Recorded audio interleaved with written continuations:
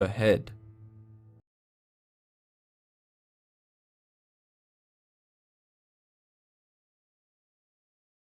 Medusa was not always considered a monster.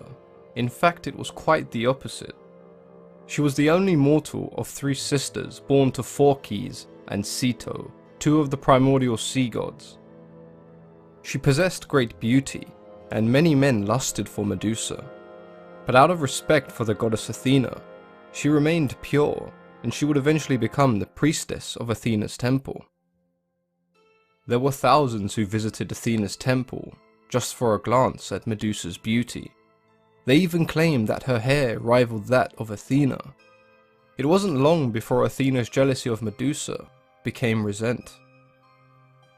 One day when Medusa was walking along the shore, she caught the attention of Poseidon, the god of the sea, and he was instantly infatuated with her.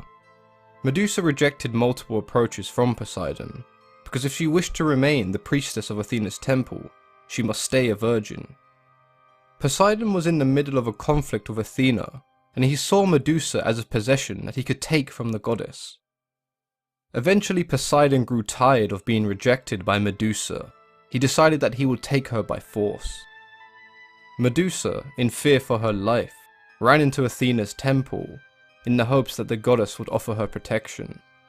There was no protection given that evening, and Poseidon had his way with Medusa. When Poseidon had finished, Athena did appear, enraged by the events that had just taken place.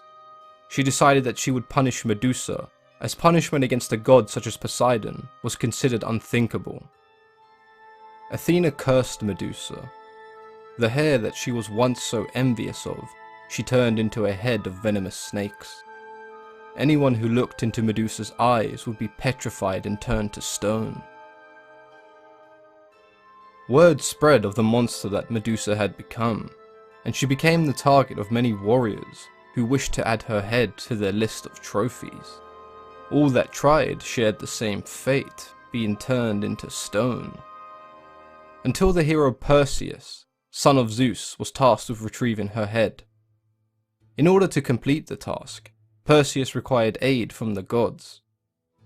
He was given a helmet from Hades that made him invisible to Medusa, a pair of winged sandals from Hermes allowing him to reach Medusa.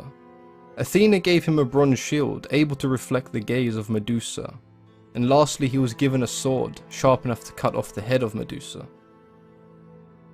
With all of these divine gifts, Perseus was able to behead Medusa. At the time of her death, Medusa was pregnant with the offspring of Poseidon, and from her severed neck sprung the winged steed Pegasus. Perseus would use the head of Medusa to aid him in several adventures, and it played a crucial role when defeating the Titan Atlas. Medusa is probably one of the most misunderstood characters in Greek mythology. She is often regarded as a cruel monster. She had only the best intentions and placed her trust in the goddess Athena, who ultimately failed her and punished her for actions that were beyond her control.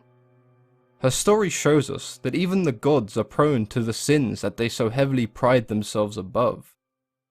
Even in death, Medusa can be seen as a symbol of good, as her head is used as a protective amulet to keep evil away. If you've enjoyed this video, then please consider leaving a thumbs up, as it helps promote the video and allows the channel to grow. If there's anything you'd like to discuss or have any ideas for future videos, then please let me know in the comments section. As always, I've been your host, Mythology and Fiction Explained.